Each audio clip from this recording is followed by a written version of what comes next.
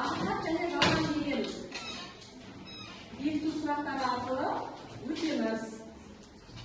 Оқушылар, Қазақстан Республикасы 1991 жылы тәуелсіздік алды. Ақиқат. Келесі, Біріккен ұлттар ұйымына 1992 жылы мүше болды ма? Ақиқат. Қазақстан Республикасының астанасы Алматы қаласы. Жалған. Қазақстанда Экспо 2017 жылы өтті. Керемет. Биыл тәуелсіздікке 30 жыл болды. Ақиқат қойын. Өйірді соста енді.